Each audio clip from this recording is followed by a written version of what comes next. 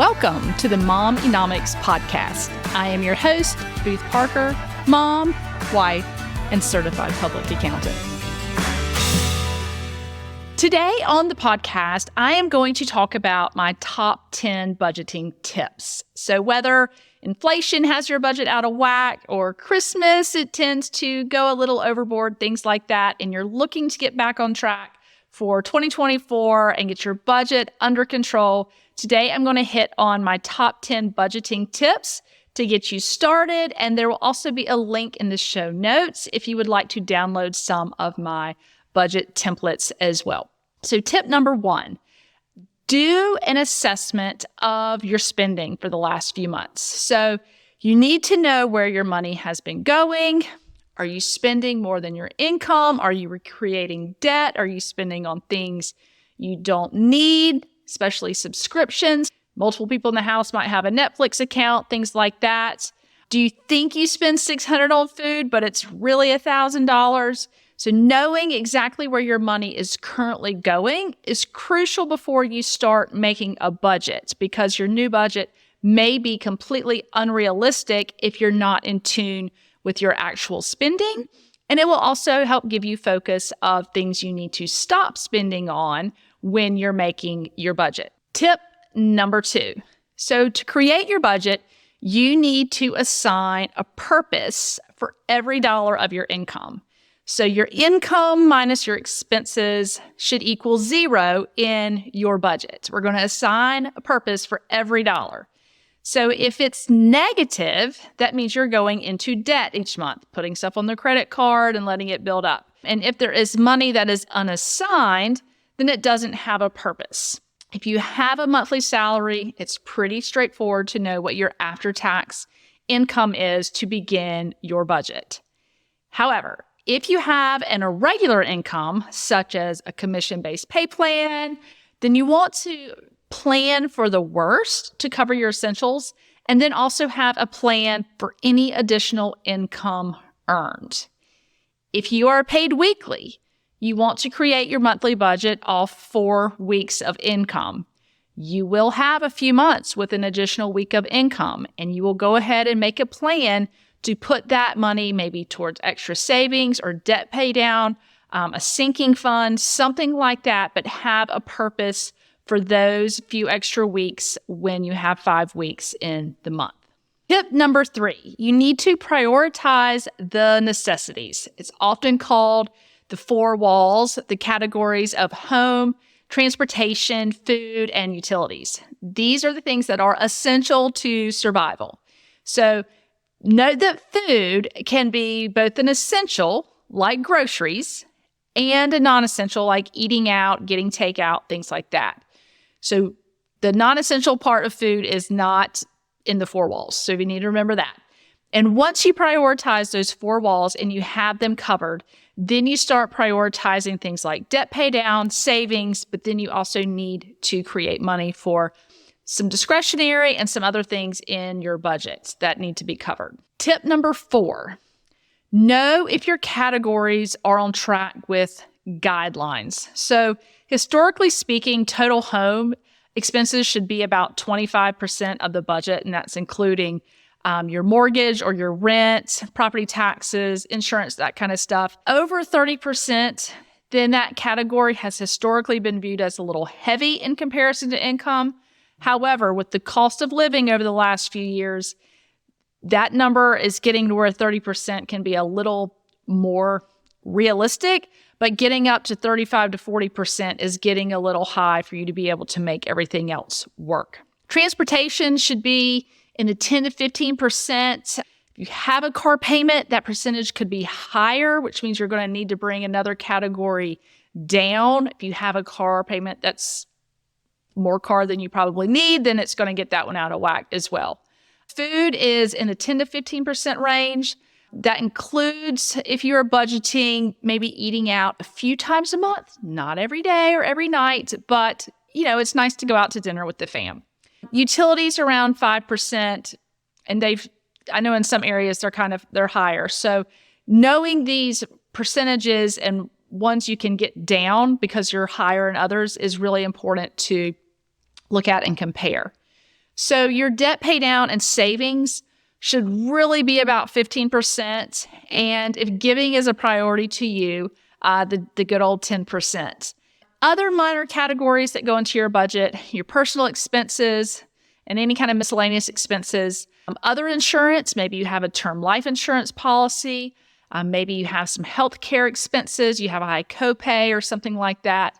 So one thing to think about is if you have other large expenses, like you have to completely buy your own health insurance or you have expensive daycare, things like that, these items could take up a large percentage of your budget, and the other categories are going to need to give. Tip number 5, be on the same page with your spouse. So do your budget together, review it together, be honest about your spending. Money can cause a lot of marital issues. Don't let it. This is a place where, if you saw my episode about joint checking accounts, having those separate little personal accounts for that little bit of discretionary may help your marriage. And there may be a lifestyle change getting on a budget together. So give each other some grace as you walk through this together and figure things out. If you are single, I really encourage you to get a friend to help hold you accountable to your budget. Make sure it's a responsible friend, and that will also support your spending choices and maybe not going out as often as you're used to. Tip number 6, review your spending weekly to keep your budget on track. So adjust. When you're doing that weekly, it gives you the flexibility to adjust for any unexpected expenses immediately, so your total budget for the month doesn't end up going over. Your budget is going to change from month to month. It's not static. It's not the crock pot. Set it and forget it.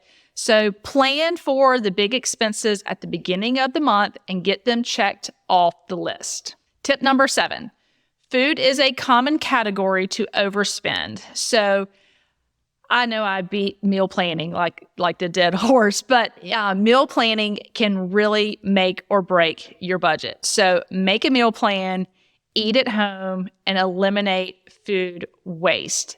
I've got some other podcasts and blogs that I've linked in the show notes if you want some more information on how you go about making a meal plan.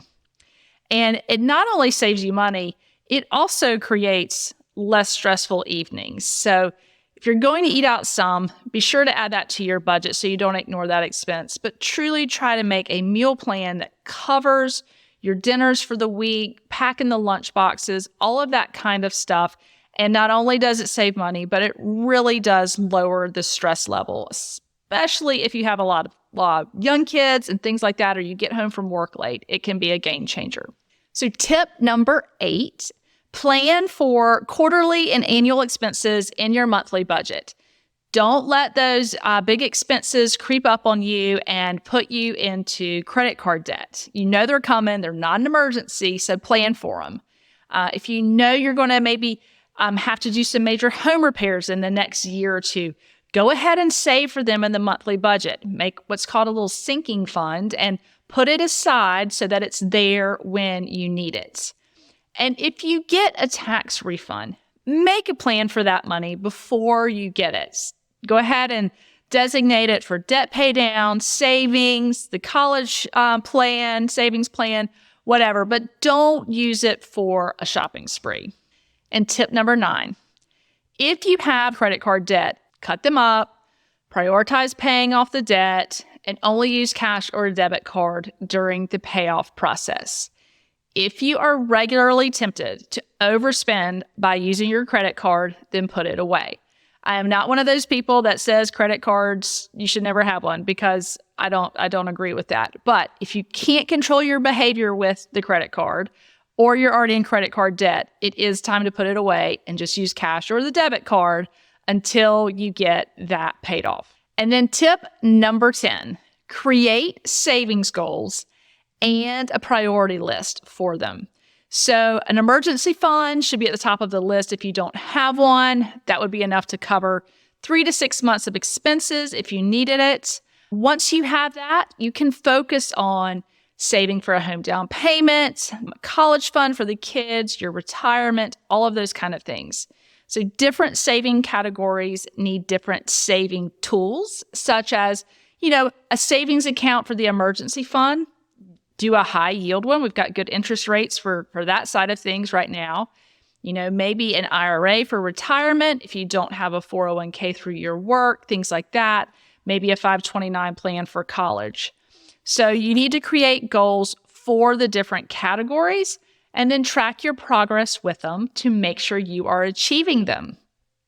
So those are my top 10 budgeting tips as you go into 2024 to get your budget on track to meet those savings goals we were just talking about, get the debt paid off, and just have a lot more peace of mind and less stress in your home around money.